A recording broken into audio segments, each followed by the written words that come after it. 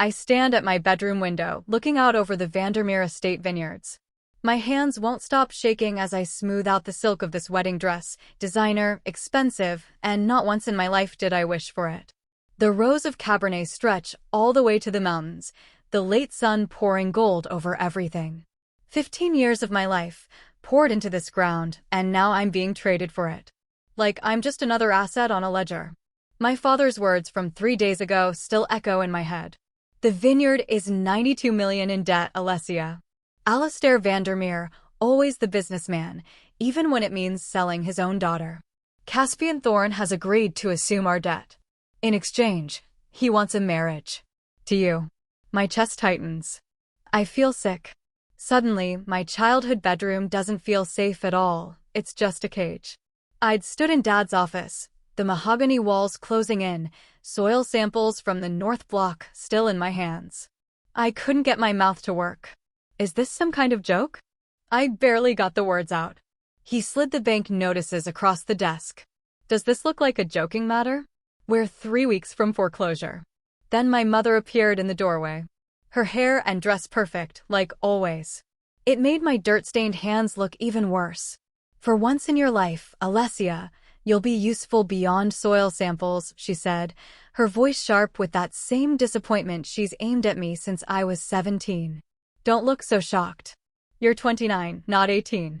It's time you contributed something significant.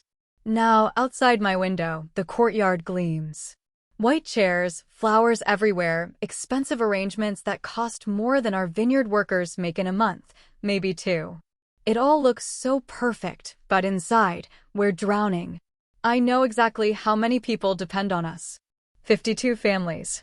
I've watched their kids grow up between these vines. If Vandermere estate goes under, they lose everything too. I turn to the mirror. The woman staring back at me in white satin and lace doesn't look familiar. My face is all tension, tight jaw, tired eyes. I hardly recognize myself.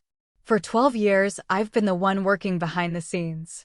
While Bianca charmed distributors and hosted tastings, I tracked weather, analyzed soil, and managed logistics. I built the vineyard's reputation, bottle by bottle, season by season. Last year, I finally got brave enough to pitch my own idea, a perfumery using extracts from our own vines. I spent months on the projections, convinced it could help us. My mother didn't even look at my presentation. Alessia, be realistic. Your projected revenue from essences wouldn't even cover the interest on our loans. Focus on the Cabernet. That memory still hurts, sharp as a slap. I smooth the dress again. My brain has already started filing this marriage away, not as a personal failure, but as a business deal. The last sacrifice for Vandermere estate. I've given this place everything, my youth, my education, now my future. A cold, loveless marriage?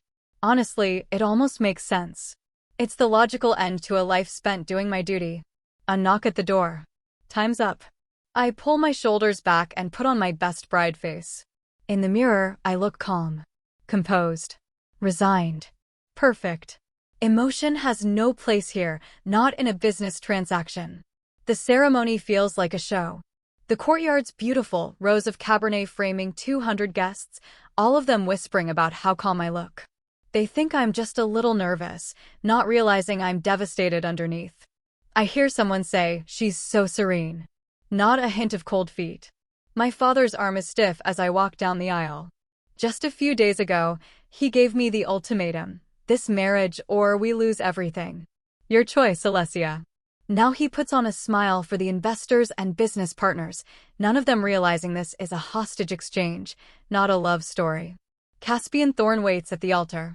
Tall, sharply dressed, eyes dark and unreadable. When he looks at me, there's a flicker of something I can't name, not warmth, not love, but something unexpected. Maybe strategy. The minister starts talking about love and commitment. It all sounds like fiction. The marriage contract weighs heavier than the platinum band Caspian slides onto my finger. My hand stays steady. I've accepted all of this the same way I handle harvest logistics, efficient, practical, no drama. At the reception, Bianca can't help herself. She floats through the room in her maid of honor dress, laughing way too loud, always finding some excuse to touch Caspian's arm, desperate for every eye on her. Even today, she needs to be the star. I watch her from my spot at the head table, sipping water instead of our estate Cabernet. I want a clear head, not comfort. Caspian's nowhere near me anyway. He's off in the crowd, moving with a kind of practiced focus, shaking hands with my father's business friends, making polite small talk with the Vineyard's old-timers. He absorbs every detail, eyes sharp, missing nothing. It's the look of someone on a mission, not a groom enjoying his wedding. He isn't what he seems. The thought settles over me, oddly soothing. The real question, does this help me, or am I in more danger than I thought? Night comes. The guests leave. Caspian and I slip away to the guest house. French doors open onto rows of vines, silver in the moonlight, my vines, the ones I've cared for since barely out of high school. Caspian locks the door, loosens his tie in a single, smooth motion, and heads for the credenza. There's a bottle of our best reserve cab waiting. He pours 2 glasses, careful, practiced, like he knows wine but doesn't worship it. When he turns, his face is different. The mask is off. Did you know your father only owned 40% of this vineyard until 25 years ago? He asks, holding out a glass. I take it, our fingers almost but not quite touching. What? I ask. Caspian's eyes meet mine, intense and steady. Everything went exactly as planned, he says. Something shifts in me, recognition, understanding, possibility. My mouth curves into a slow, sharp smile. Our plan. The wine between us glimmers, dark and deep, the secrets finally close to the surface. Suddenly, Caspian isn't the man who trapped me in an arranged marriage. He's something else. Maybe I don't have to face my family's secrets alone. I look at him in the moonlit room, his words hanging in the air like morning fog over the vines. My wine glass shakes just a little. My grandfather's letters to my grandmother, written just before he died, are spread out between us. Silas's handwriting loops across old yellow pages, his worries about Alastair's ethics spelled out clear as day. Alastair insists on using the new pesticide, even after I object. The EPA warnings don't faze him. When I threatened to report him, he just laughed. I'm afraid of what he'll do next. A chill creeps up my spine as I match the dates with my vineyard records. The numbers line up. There was a sudden, dramatic change in the soil that year. I always wondered why. Caspian nods, his face grim. My grandfather pushed for sustainable farming before anyone called it that, he says. Your father saw that as a threat to his profits. We start to connect the dots, Alastair cutting corners, Silas fighting back, equipment failing at just the right time, and then the accident. My father never respected my technical expertise, just like he ignored Silas's warnings, I say quietly, memories rearranging themselves in my mind. As a kid, I used to ask about Silas. My parents would always dodge the topic. I remember my dad's barely controlled anger when I suggested bringing back some of Silas's old methods. I thought he just hated my ideas. Now I see it was fear. We need proof, not just suspicions, I say, my brain already planning out what to do next. The part of me that tracks every drop of rain and every pH reading switches over. Now I'm tracking my father's crimes. Caspian watches me, something new in his eyes. Respect, maybe. You're handling this better than I expected, he says. I'm processing, I answer, sorting the letters into order. I've spent my life organizing data. This is just another dataset. But it's not. Something has changed. I'm not just the bride in a cage. Now I've got a partner. And I'm finally close to the truth. This marriage isn't just about saving the vineyard's finances, I say, glancing up at Caspian. It's our shot at justice.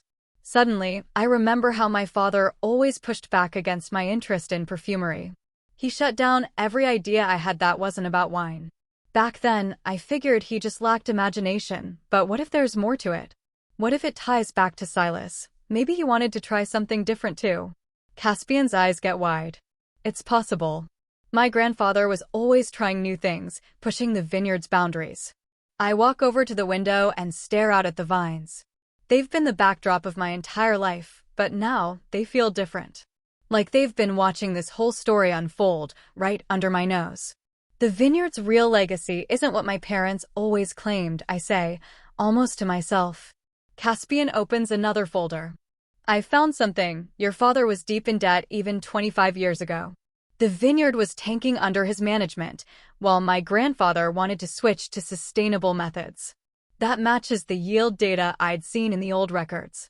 Quality dropped right after Silas died, then slowly picked up again once my father started cutting corners. My grandfather actually threatened to sell his share if Alessia kept using banned pesticides. Caspian's voice goes steely. He figured out your dad was using chemicals flagged as dangerous by the EPA. Suddenly, everything lines up, all the ugly details at once. They weren't cartoon villains. My father was terrified of losing everything. My mother, she was terrified of losing her social standing. Caspian slides a photocopy across the table. It's a journal entry, and my father's handwriting jumps out at me. He'll destroy everything we've built. I can't allow it. Essie.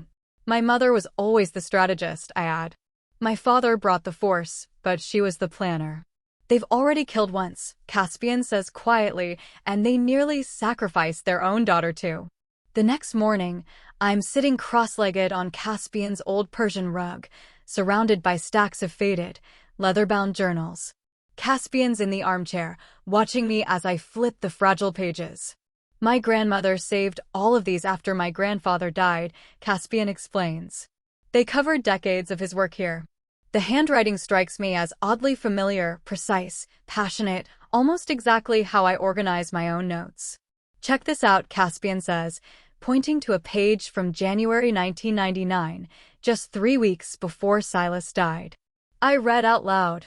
Another argument with Alessia about the Northfield pesticides. He insists on using chemicals banned in Europe, says American rules are good enough. I showed him the soil analysis. Those compounds will build up in the watershed. He calls it environmental hysteria, says it cuts into profits. Profits. As if this land only matters for quarterly returns. My stomach knots up.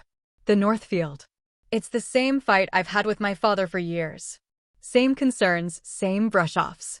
Keep going, Caspian nudges. I turn the page. I've made real progress in the root cellar this week. The distillation process is almost perfect. Alessia knows nothing about this project, of course.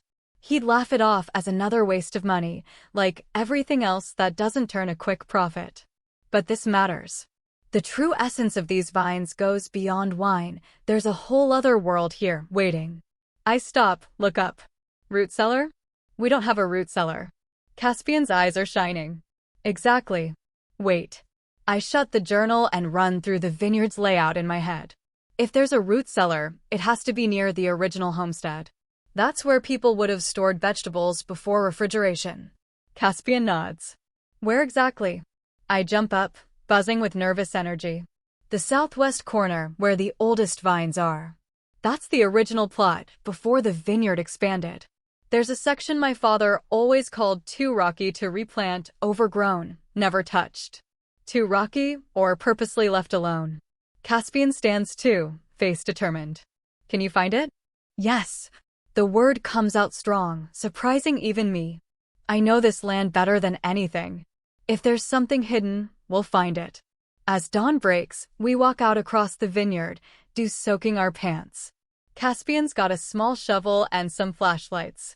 I lead the way off the main path, through the old twisted vines and into the brush where the land feels old and secretive. Dad never let anyone clear this patch. I say this while I push through a mess of wild grapevines, the kind that long ago slipped out of control. He always claimed it acted as a natural windbreak, kept the soil from blowing away. Caspian studies the tangled growth, eyes narrowed. Convenient excuse, he says. We hunt around for an hour. I'm not as sure as I was at first. The sun is already getting hot. Then, behind a huge old oak tree, one that's been here way longer than the vineyard itself, Caspian calls my name. Alessia, look at this. I hurry over, ducking under the low branches. He's pointing at a faint rectangle in the ground, almost hidden under layers of leaves and weeds. You'd never spot it if you weren't looking. That's not natural, I whisper. I drop to my knees and start clearing away the debris. My fingers scrape against something hard. Wood. A door, buried and nearly invisible after all these years. Caspian crouches beside me, and together we clear off whatever nature threw at it. The trapdoor, reinforced with rusty metal bands, shows itself at last. Caspian's voice is quiet. Your parents wanted this gone. Just like they wanted Silas gone. Something inside me snaps into place. I grab the iron ring and pull. The door fights back, but then it gives, groaning open. A gust of stale air escapes from below. I'll go first, I say, not even recognizing the confidence in my own voice. Caspian just hands me a flashlight, no questions asked. That small gesture means more than he knows. The wooden stairs complain under my weight as I step down into the cool, dark space. Caspian's right behind me, his breathing steady in the gloom.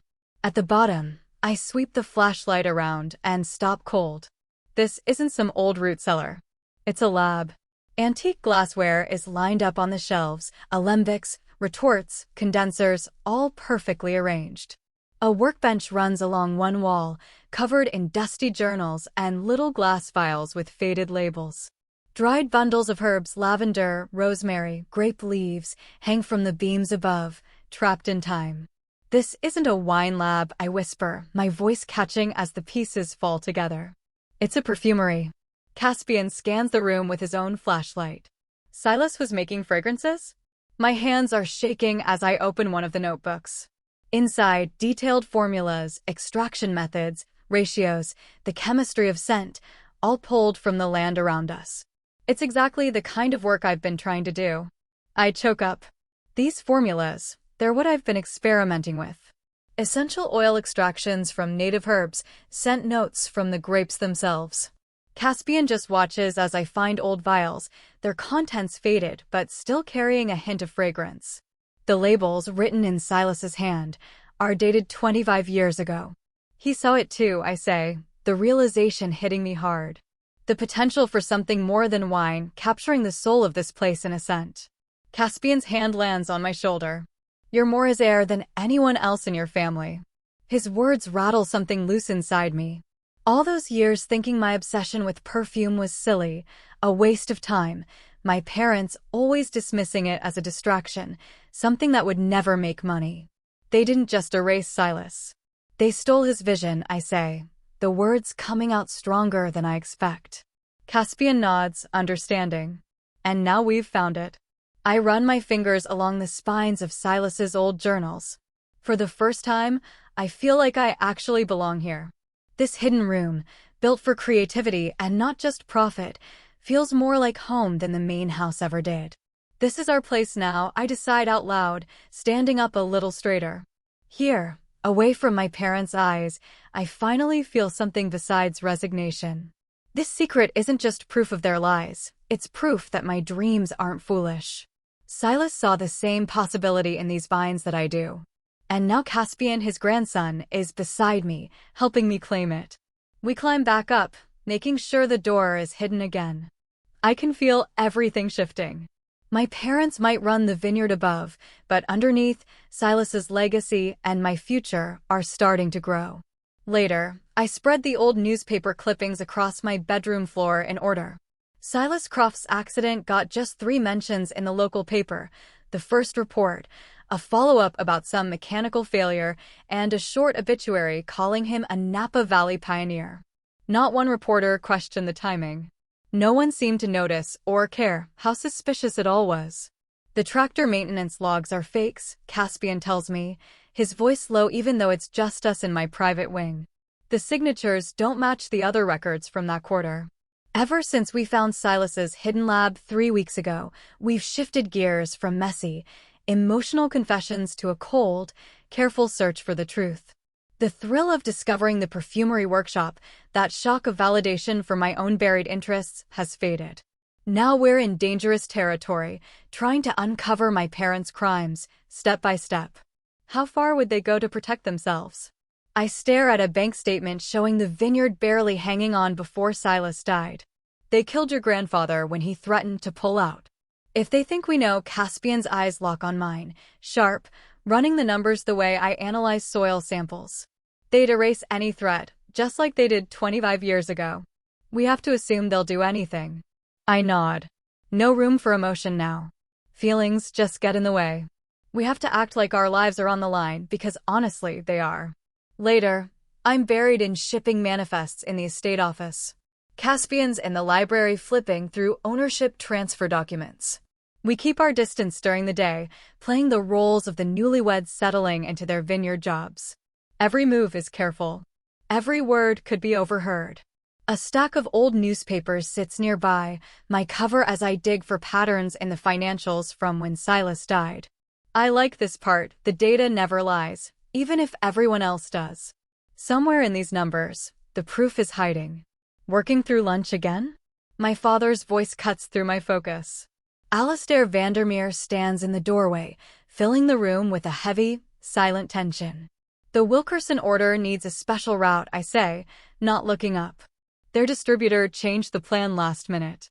He moves closer, squinting at the papers with more interest than usual. You've always been good with details, not like your sister.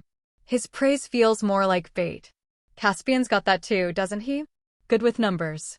I keep my face blank, trying not to react. He's built 3 import businesses. You can't do that without spotting patterns. My father nods, eyes lingering on the stacks. Right. Your mother set up dinner tonight. 7 o'clock. Formal. She wants to get to know our new family member. The warning in his voice is unmistakable. This isn't dinner, it's an interrogation. Once he's gone, I let out a breath I didn't know I was holding. The vineyard doesn't feel like home anymore. It's a battlefield. Every interaction is loaded. I text Caspian about dinner, using our code, meeting tonight about Cabernet distribution. Mother wants the full presentation. That night, Isadora runs the dining room like a general. Crystal glasses catch the chandelier's light, turning the wine into little pools of blood. My mother's always used social occasions as weapons, and tonight her target is obvious, Caspian. She opens after the first course, her smile cold. Tell me again about your family's business in Europe. I seem to have forgotten the details. I watch him handle her questioning like he's done it 1,000 times. He sticks to the script, never giving her anything real. Every glance we share is risky now. We're partners in a performance where one wrong step could wreck everything. Your accent is so unusual, my mother says, topping off his glass herself. Where did you say you grew up? Boarding school in Switzerland, university in London, working across Europe. Caspian keeps it light but precise. You pick up odd bits of language along the way. My father studies him, searching for any slip-up, while my mother presses harder. I know this game. It's the same divide-and-conquer routine they've used in business forever. Alessia says you're interested in our old production records, Harrison throws in. Odd thing for someone new to wine. Caspian meets his gaze steady. Knowing your history helps plan for the future. Alessia's knowledge has been a huge help. Under the table, my hands ball into fists. It's the only sign of just how tight the tension's gotten. This isn't just about guarding our investigation, it's about laying the groundwork for something bigger than settling old scores. Every move we make tonight puts us in a better spot for what's coming. 3 days later, Caspian and I are hunched over a pile of ancient vineyard maps in a dusty office nobody really uses. We're hoping the old surveys will show us what used to be here before my parents tore everything up with their renovations. If Silas hid anything besides that perfumery lab, these maps should give us a clue. Caspian leans in, his voice barely above a whisper. Look at this. He points to a tiny building near the eastern edge of the property. It's not on any of the newer maps. Suddenly, I hear the sharp click of heels on concrete. Both of us freeze. Bianca stands in the doorway, curiosity written all over her face. What are you two so obsessed with? These are ancient history. She steps closer, squinting at the faded papers. I force a casual smile. Just showing Caspian how the place has changed. Dad's expansion back in the early 2000s almost doubled our production. Bianca's eyes narrow. She looks from me to Caspian, suspicion growing. Mother keeps asking where you disappear to in the afternoons. Should I tell her you're playing historian? The threat hangs in the air. Bianca's always been Mom's little informant, trading secrets for approval. Once she's gone, Caspian and I exchange a look. Things just got more complicated. We need to be careful, I whisper. Mother misses nothing. It's not just us against my parents anymore. We're partners now, pulled together by the threat hanging over both of us. What started as a marriage of convenience has turned into something else, a real partnership, built on danger and a common goal.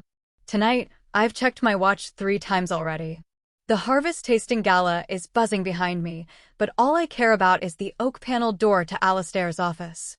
Investors in sharp suits and summer dresses wander the courtyard, sipping our new vintages and snapping photos of the sunset over the Cabernet blocks.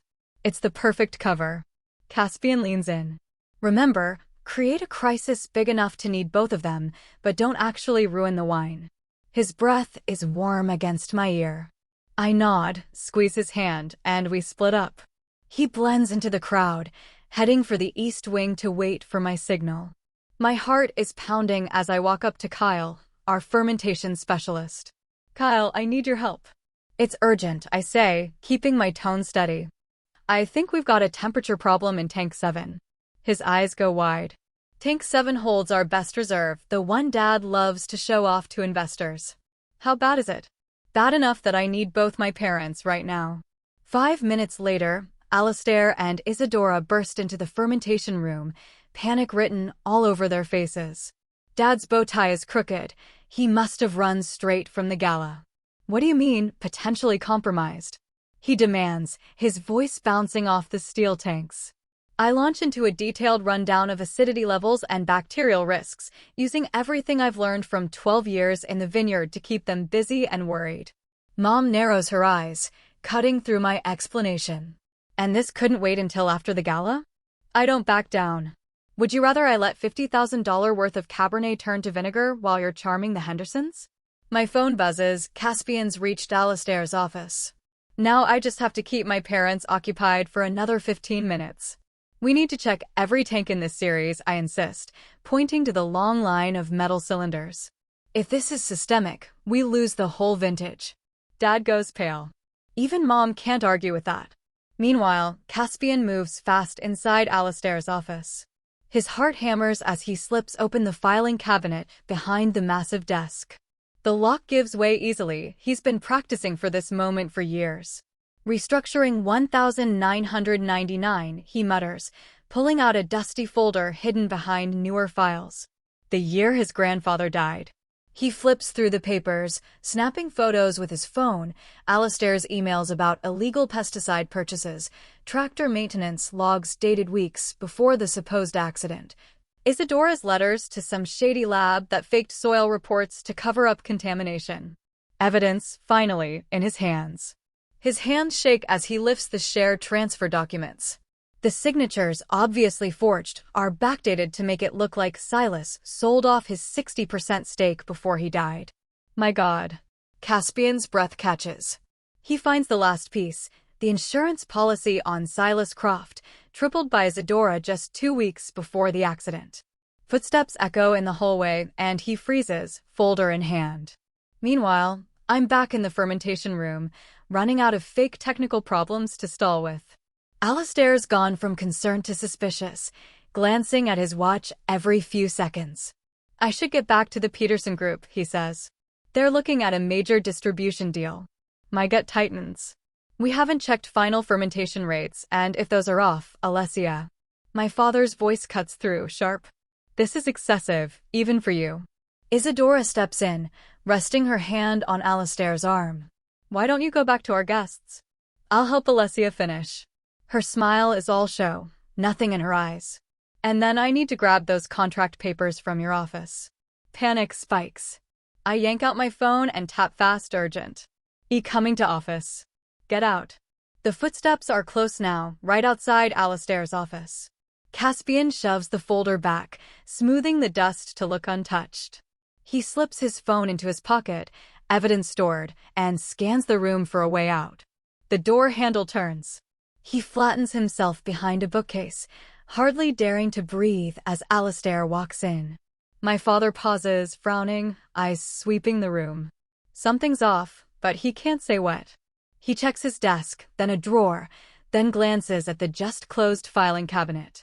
The storage closet to Caspian's left stands open a crack.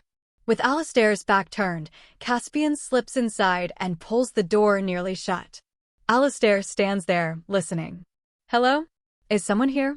From the fermentation room, I watch Isadora's silhouette through the glass doors. My heart's in my throat. I've blown it. Caspian's trapped. Mother.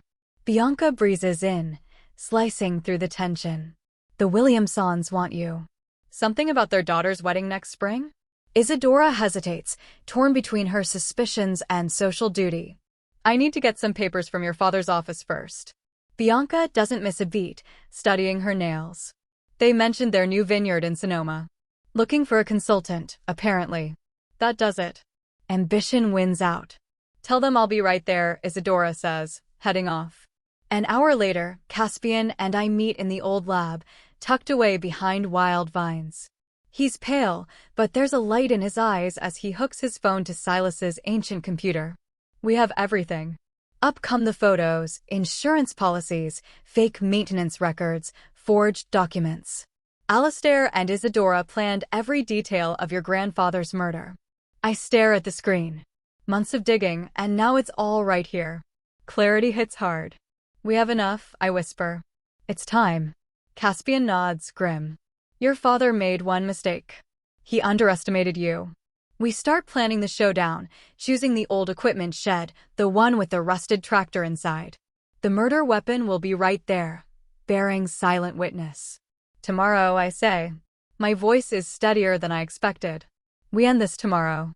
The next day, I pace the warped floorboards in the shed, dust swirling around my feet in the harsh light. The tractor sits in its grave of tires, rusted and broken after 25 years of rain and secrets. Are you sure? Caspian checks his phone for the third time, making sure the recorder's running. Once we make this call, there's no going back. I run my hand along the old workbench, past tools left behind by another generation. The place reeks of motor oil and damp earth. I realize I've spent my whole adult life getting ready for this moment. I'd already made the call. My voice shook, on purpose, as I told my father I'd seen someone near the equipment shed, the same shed where Silas Croft died 25 years ago. Caspian positions himself by the tractor, making sure the work light shines on the cut brake lines, still visible after all these years. Neglect kept them just as they were. Your father wanted to call security, Caspian says, slipping his phone into his jacket. But your mother insisted they handle it themselves. I answer, careful not to let my voice carry. Isadora would never let anything slip, not if it threatened the family's image. 2 months of planning, all the digging, every photo Caspian snapped in Alastair's office, every maintenance log we found with the wrong dates. Tonight it all comes together. I shut my eyes for a second, the weight of it settling on my chest. We're about to lure my parents, the people who staged an accident for a vineyard worth millions, into a dark, empty corner of their own land. No one else around. Headlights flash through the grimy window, lighting up the dust hanging in the air. Doors slam. Caspian catches my eye, gives a curt nod, then slides his hand into his pocket to start the recording app. The door groans open.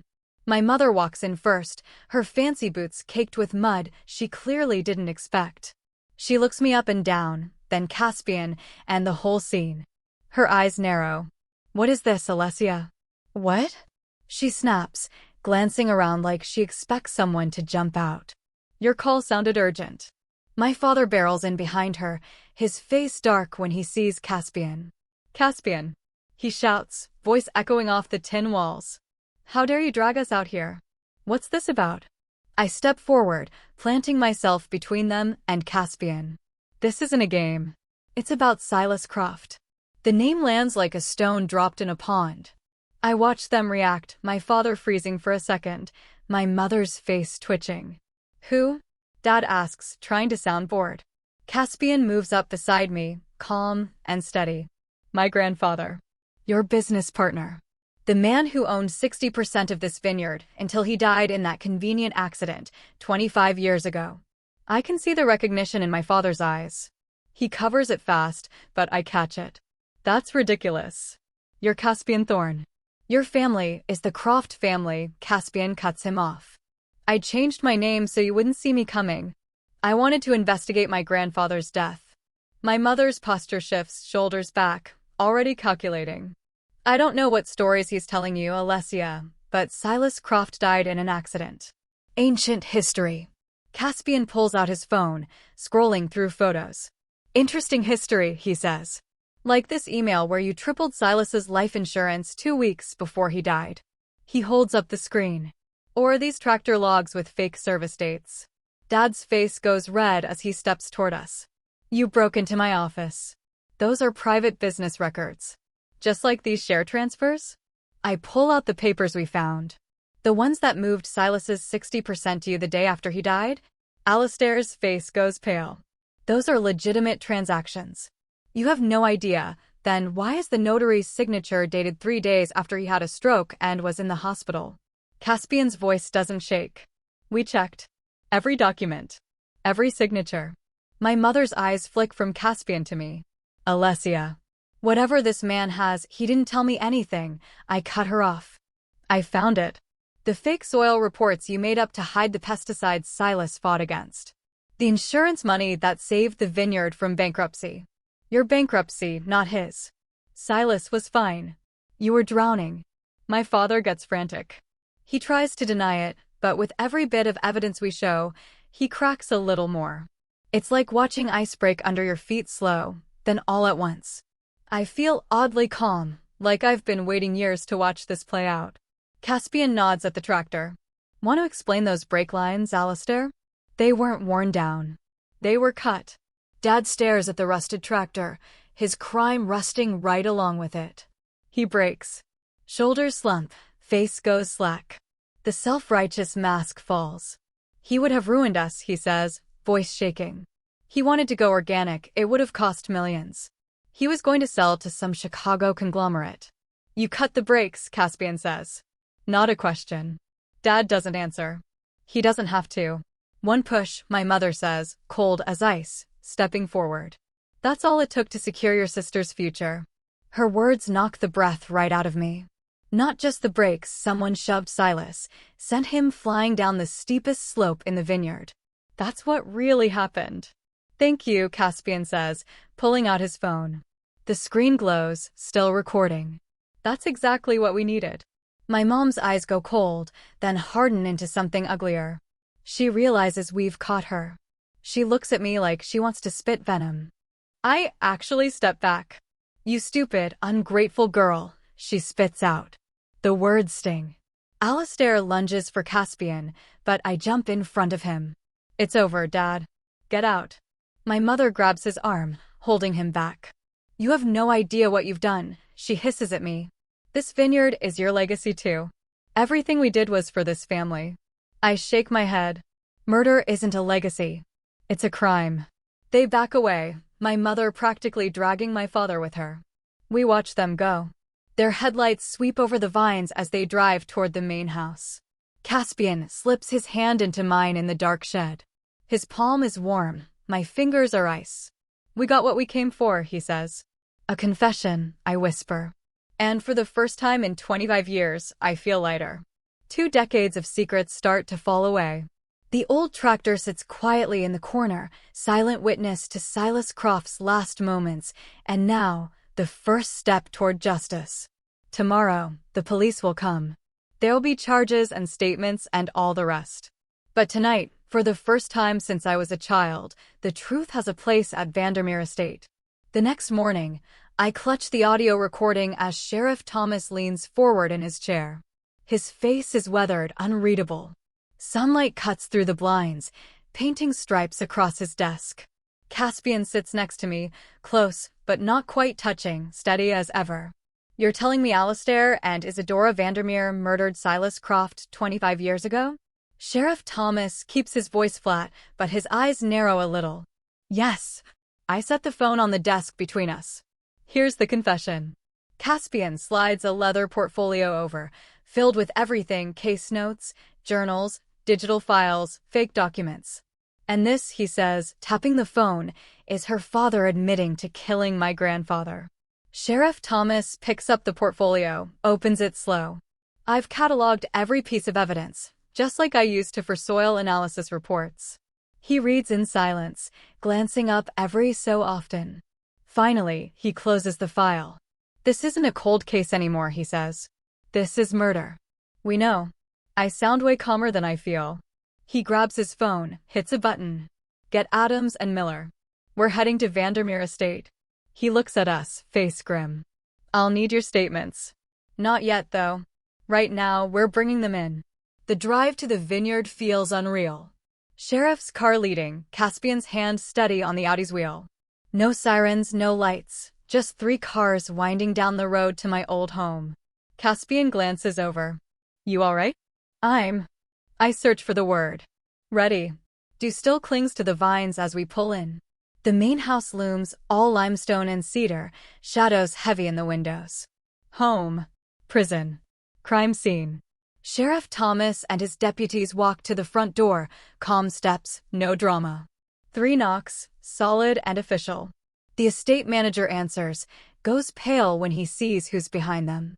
Caspian and I hang back in the driveway, watching as the sheriff asks for my parents. We follow them inside. I find my parents in the main office, the same room where my father told me about my arranged marriage not so long ago. They're huddled near the old desk, each gripping their phones like lifelines. My mother's hair is swept into a messy bun, my father's tie is crooked. What's the meaning of this? Alessia snaps, still clutching his phone. Our attorneys are on the line. Sheriff Thomas ignores the phones.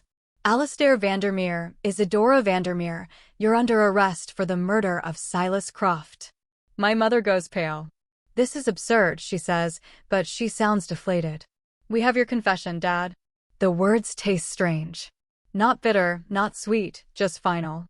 My parents exchange one of those silent looks I know so well, the ones they've used my whole life to make decisions without me. But now, instead of certainty, I see panic. The deputies read them their rights. No handcuffs, not yet. But the message is obvious. This isn't going away. Caspian steps forward. I'm Caspian Thorne Croft, Silas Croft's grandson. My voice carries the weight of 25 years of waiting, and, honestly, I've been counting down to this day for what feels like forever. My dad lunges at Caspian, but Deputy Adams throws his arm out, stopping him cold. Mr. Vandermere, don't make this worse, the deputy warns. Through the big bay windows, I catch sight of the Vineyard workers outside, huddled in little groups, watching as Sheriff Thomas leads my parents away. Their faces are heavy, especially the older ones, the ones who still remember Silas and how kind he was. I step outside. The air's sweet with ripening grapes. Miguel, who's worked these vines for 30 years, gives me a small nod. In that moment, it clicks. This isn't just about Caspian's revenge or my freedom. We're fixing something that went wrong at the very root of this place. Sheriff Thomas stands by as my parents get loaded into separate patrol cars. I turn to him and say, this was Silas Croft's vineyard. We're just giving it back. The cars drive off, gravel crunching, no sirens, no drama, just this silent, crushing sense of justice, 25 years overdue. Caspian slips his hand into mine. It's done, he says, but we both know we're just getting started. The news vans roll up within the hour. By that evening, Caspian and I are in the guest house, watching reporters line up outside. The main house looms behind them, looking like it belongs in a movie. Vandermere estate owners arrested for cold case murder, the anchor says on TV, her face all practiced seriousness. Sources say there's a recorded confession. Caspian mutes the broadcast. How are you holding up? He asks. I stare at my own reflection in the black screen. I don't know yet. Honestly, I feel everything and nothing at the same time: relief, exhaustion, and a weird hollowness where anxiety used to sit. The call comes the next morning. Caspian answers, jaw clenched. When he hangs up, I know before he says a word. They made bail. $5 million. I laugh, but the sound feels empty. To them, it's just another business hiccup. Caspian paces the kitchen, sunlight catching on his sharp profile. Your parents still have powerful friends. And enemies. I stand, hands steady even though there's a storm inside. There are people who've been waiting for them to fall.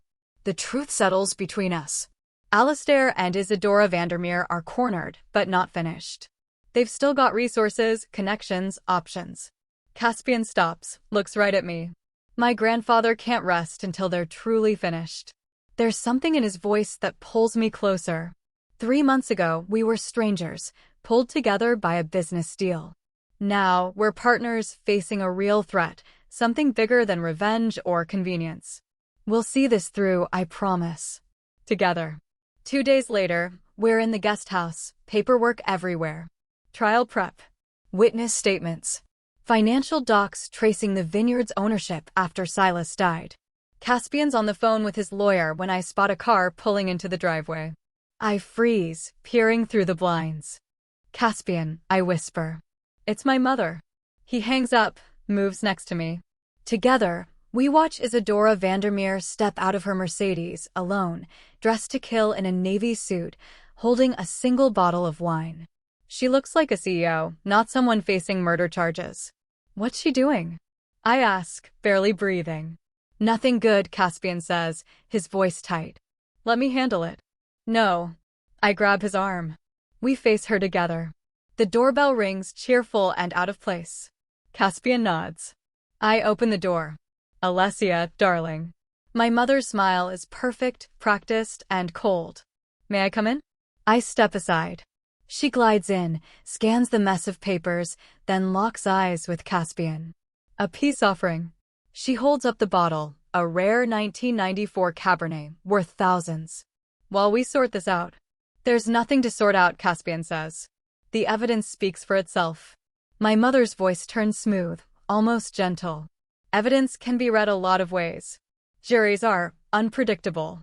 She sets the bottle on the table and reaches for a corkscrew. Let's have a civilized conversation. The three of us. Her hands, elegant, steady, work the cork with ease. The same hands that arranged Silas's death, that tripled his insurance policy just before the accident. She pours a single glass, turns that maternal predator smile on me. Now here I am, hands steady, sitting in the courthouse while Judge Ellison reads the sentence. 30 years. No parole.